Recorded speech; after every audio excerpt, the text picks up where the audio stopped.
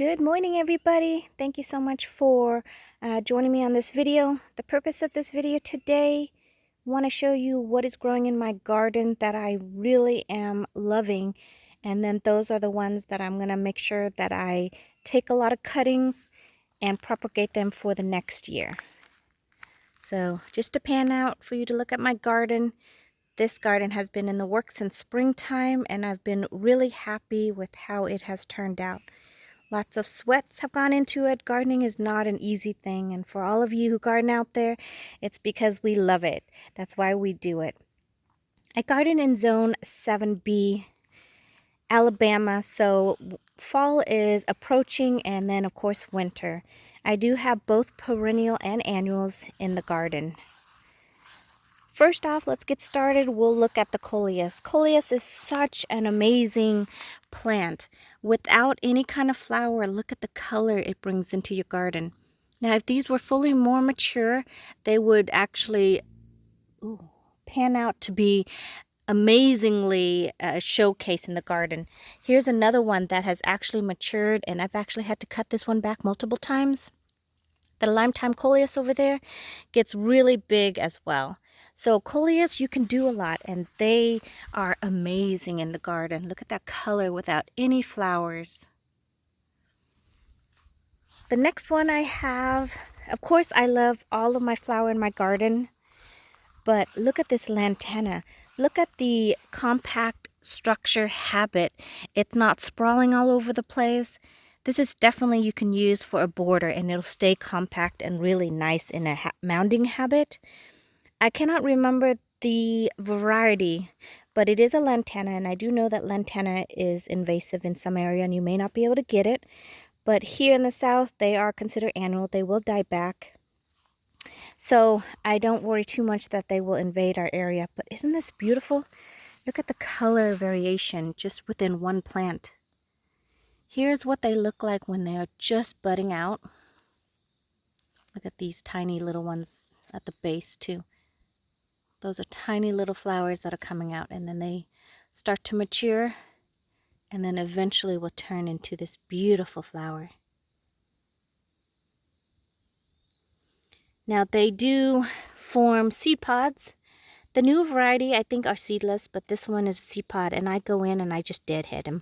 I just take it off, put it in the ground, let it do its thing and decompose down. Some of the area, I know the seed heads will form new plants, but over here, most of them will die back. But look at this beautiful lantana. I'm going to take cuttings from there and propagate more.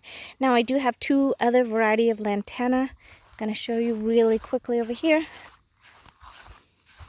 They're all very beautiful color. I mean, they do provide an amazing pop of color in your garden. This is the yellow variety. Can't remember the name. I do apologize. But this is another lantana. This one is more of a sprawling habit. You see, it just kind of like sprawls everywhere. It's not compact. It's not structured. It does its own thing. Like this one is standing up. You can almost train it into a standard by itself if you want to stake it. And then you've got all of these ones that are literally just sprawling on the ground. And then here is another one that I plant next to it.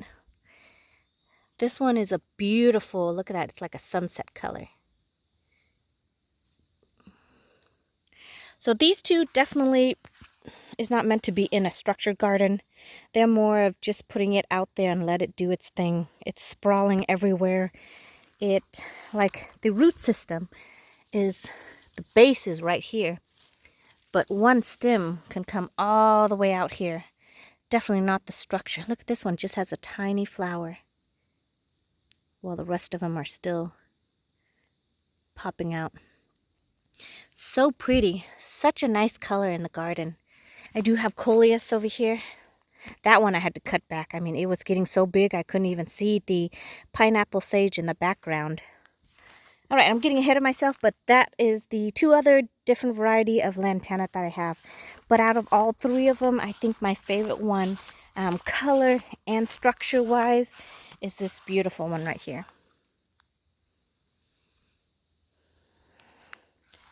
And Another one that I really want to propagate is the butterfly bush. Again, considered invasive in some area. It isn't here, but this one I have two different varieties that I really like a lot. This is the purple one, bluish purple. It's such a beautiful color. This one stays more compact, smaller variety. The other one that I have, which was trained into a standard tree, and then with that cold pop that we had last winter, it died back, so I just planted in the ground, and basically it reformed itself into a bush form. So this is the one that was in a standard. Also, this other one was a standard that died back. You can see that it's a magenta color, very beautiful. Like, look at that. It's just such a stunner in the garden, and it can get really big as well. So right now it's probably about a good 2.5, 3 foot.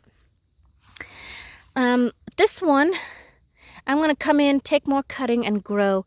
Now that forming habit is a little bit taller than the lantana that I showed you that I really like, but the structure in itself creates a nice bush.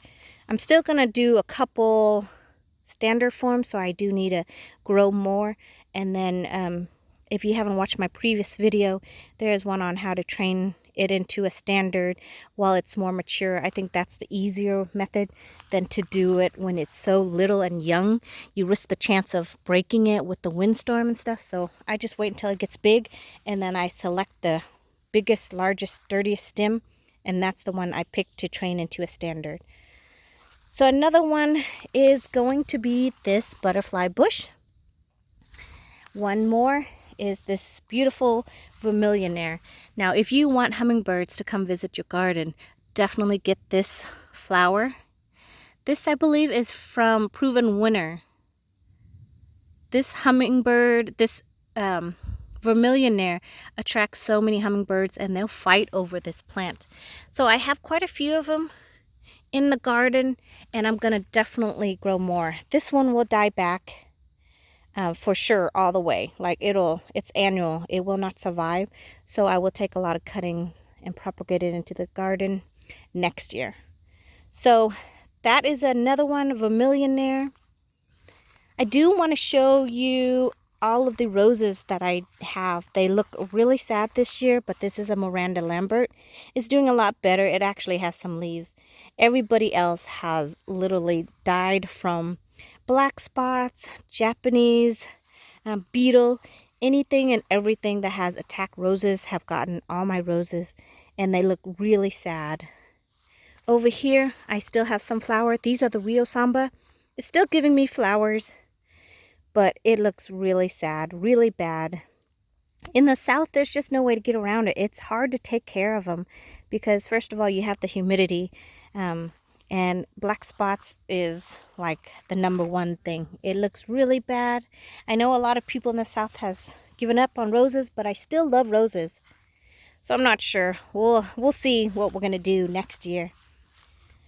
I don't know if these ones will survive through the year, but right now they're still giving me lots of flowers, lots of blooms, lots of color. Look at that. These are Rio Samba.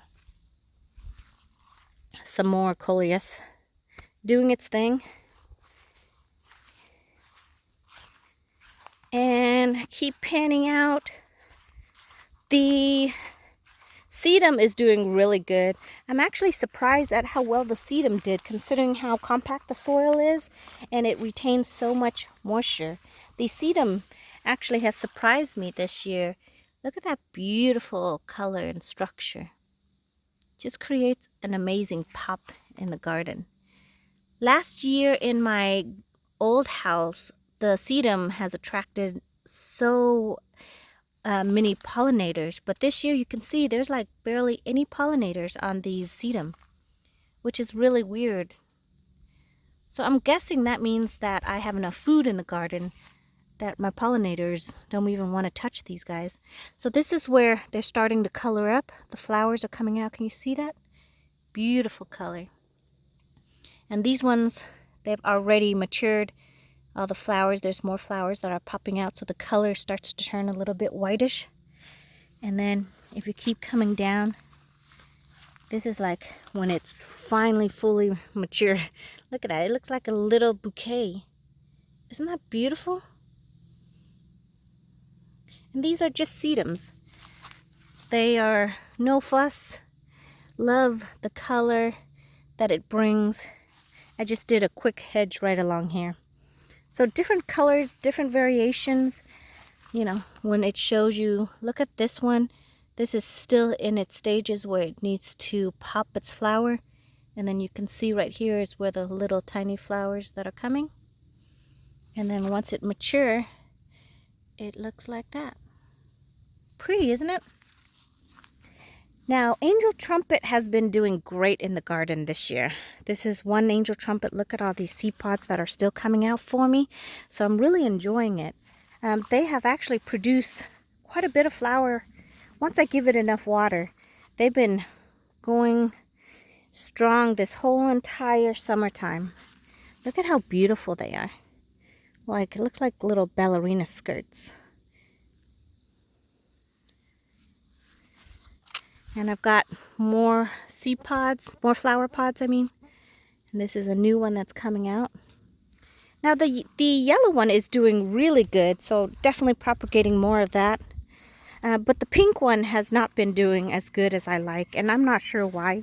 It's really stressing. It has all these yellow leaves that just drop into the ground. And the flower, when it blooms, it doesn't stay looking nice. It's all wilted and yucky looking. You've seen from my previous video when this pink one did amazing at the old house. So I'm not sure what's going on. It's getting the same treatment as the yellow one. But you can see the difference in the growth. Like this one's not doing very good. I mean, it's still sending out new seed pods. I mean, new seed flower pods. Once they flower, then they turn into a seed pod. But I'm getting issues. I don't know if it's underwater, if it's overwater. They show the same symptoms. But you can see that one's doing great, and they're getting the same amount of water. So, not sure what's going on. We're going to have to try to figure it out. All right, so, and one more plant, two more plants actually. The pineapple sage, look at this. It's an amazing. There's only 2 plants in here, and it has almost taken over this entire middle garden. It's beautiful structure. I love the little calyx flowers on them.